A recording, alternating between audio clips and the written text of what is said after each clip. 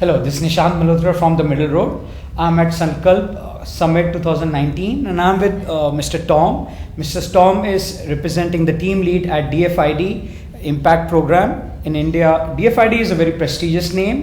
They do a lot of investments for less privileged people across the world, specifically in Africa.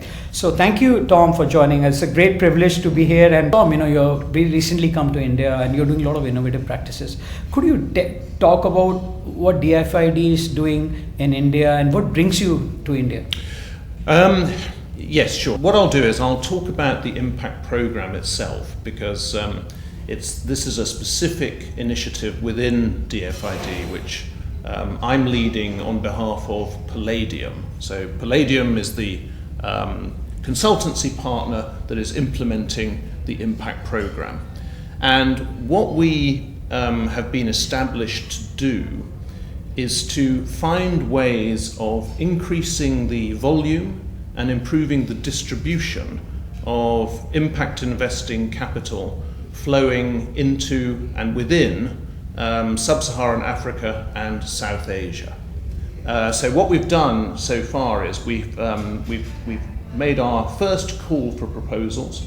We will be making future calls for proposals over the next 1 to 2 years.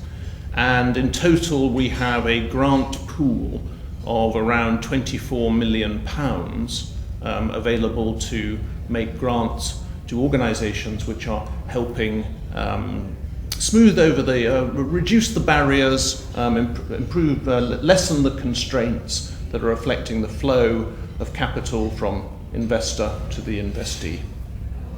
So impact investments has been one of the core topics, core themes around the world and out here. So yesterday we talked about a lot of blended finance, different instruments. One is a social impact bond, the other is sustainable bonds. Different kind of bonds are coming today. We have green bonds, blue bonds, we have ESG bonds coming, sustainability bonds and SGD bonds, and of course then there's a social bond. Would you like to take us through what do you think is going to be, how you implemented some of these instruments globally, and what do you think would be, something which you are feeling would be the right fit in India, some of the things which you're doing there? Yes, I mean, the question of blended finance is an interesting one. I mean, essentially, just in very brief summary of what it is and then what its potential is. So blended finance exists to essentially provide a stimulus for private investors to invest in areas which they may have previously regarded as being not very attractive to invest in.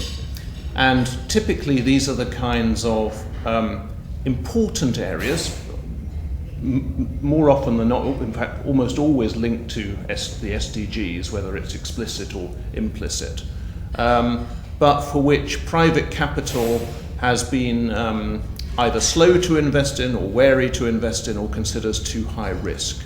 So the principle is that a philanthropic investor makes an investment alongside private capital but takes the first risk of that investment. Supposedly it's first loss, right? That's yes, the first loss. Right. So it's a way of aiming to reduce the risk to the private investor, and therefore to motivate that private investor to consider investing in something that will have significant social impact. Okay. Now, for a while, people have been looking at the various instruments that could be used for blended finance, and one of the most interesting of those are the social impact bonds, development impact bonds that you mentioned. And the way these work is essentially that an outcome, the outcome from the bond will be supported by a philanthropic investor. So a philanthropic investor will provide either a subsidy on the interest rate or a reward to the investor if the outcomes that they're looking for are delivered. And the theory there is that will make it more attractive for investors to, again, enter the market to invest.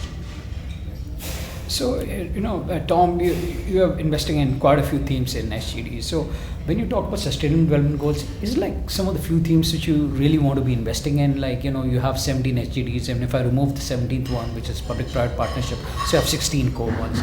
Is it somewhere where you directly target, okay, this is what I'm going to be targeting in sub-Saharan region in Africa, and this is what I'll be targeting in India? Or it's like a universal thing we are going with the theme? No, we haven't taken that. We haven't taken that view. So we are not an SDG specific investor. What we're doing is we're trying to invest in the investing system itself to make that more efficient and effective, particularly in relation to impact capital. Now, impact capital, by definition, almost means capital which is focused on the SDGs. There is possibly some, there may not be a perfect mapping in place, but typically impact capital will be well aligned with at least one of the SDGs. So I would say that our approach is a sort of implicit approach. By supporting impact capital, we are supporting the SDGs. And as we develop our portfolio of grants that we make, I'm hopeful that we'll be able to look for a balance, a healthy balance, in the type of initiatives and the type of sectors that those initiatives are active in. Now, to be specific here, to be slightly more specific, the other thing that we want to do is to focus our efforts in areas which are not particularly well served at the moment. So let me give you an example there. One of the SDGs which has attracted quite a lot of impact capital already is around financial inclusion. Many investors have invested in financial inclusion, often driven by technological change, which has created opportunities for financial institutions to reach the unbanked and provide financial services to the unbanked. And that is almost now becoming mainstream. That's attractive to all investors. There are a number of other sectors, I'll give you the examples perhaps of education and perhaps of health, which have been less successful in attracting private capital. So I think what we would be particularly interested in, are initiatives to support which increase the amount of investment going into those sectors, for example. And that's the type of approach we will use when we look to work out how best to deploy our own money. So this is a frequent question which keeps coming. There are a couple of them. And one is, of course, when you go into Africa or in India, what are the challenges? What are the key challenges when you went there? And okay, this is something which you encounter. Some could be very common, which you see it's basically maybe a systemic problem, and some could be very generic to the particular geographies. Would you like to share your thoughts here? I think it's, we're talking about very, very broad issues here. My experience, my own personal working experience, has predominantly been in sub-Saharan Africa. So I've spent many years living and working in Kenya and Uganda in particular. But I do see a degree of commonality here, and what that... I think what we're doing when we talk about impact investing, what we're really doing is we're talking about trying to provide much better opportunity to people who are experiencing poverty. Perhaps the most challenging thing about poverty is that it constrains and limits the opportunities available to people, whether that's in the form of, and that means control over their lives. Yeah. If you're poor, it's very difficult to, your access to choice and to opportunity is very limited. And it seems to me that whether we're talking about India or whether we're talking about Africa or whether we're talking about other poor people around the world, what we can do as impact investors, the best thing that we can do as impact investors, is to increase the amount of opportunity which is open to them. I don't just mean by entrepreneurship or initiatives like that. I mean by giving people access to better health, better education, all of the things which go together to give the security necessary to enable people to create opportunity for themselves. So that's at the heart of what I would like to see the impact program doing. And whether that takes place in one SDG stream or across several SDGs, that's less important to the overall desire to see a much greater level of greater opportunity, greater access to finance, greater access to services, greater access to opportunity.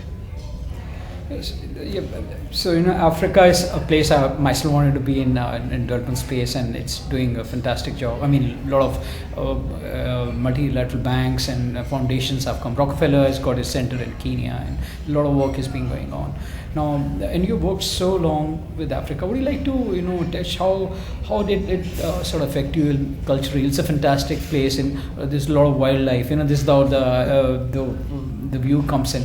Would like to share maybe one or two good feel-good factors from your experience there in Africa? Well, I mean, I've been privileged to have lived and worked in East Africa in particular for most of the last 25 years. So I regard Uganda, which is where I spent the bulk of my time, as my second home. Okay. Uganda is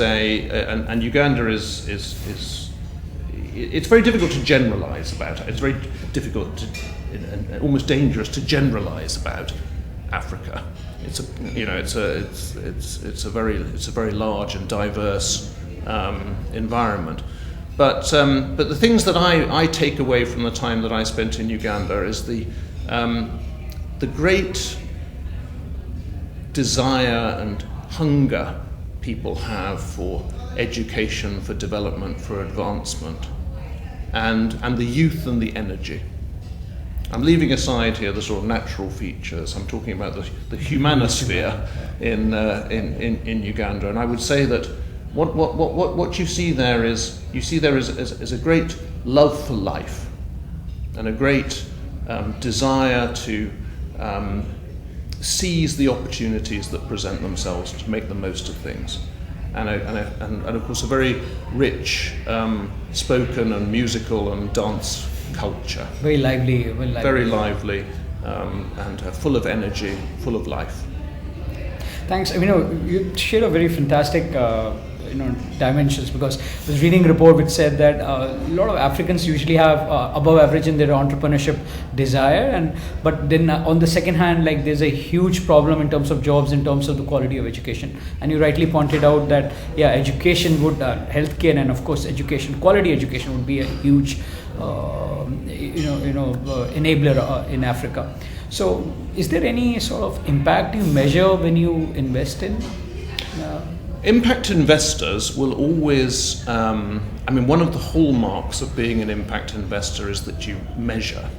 You measure the not just the financial performance of your investments, but you also measure the social returns that you generate. So an impact investor, for example, who's focused on education, will have a series of measures which they will capture, and they will report to their investors in turn on how their money is generating the kind of social impact that they would like to see. I would think in the education field that would be around educational performance, it would be about attendance, it would be about achievement, and it would be about the facilities and the those kinds of factors.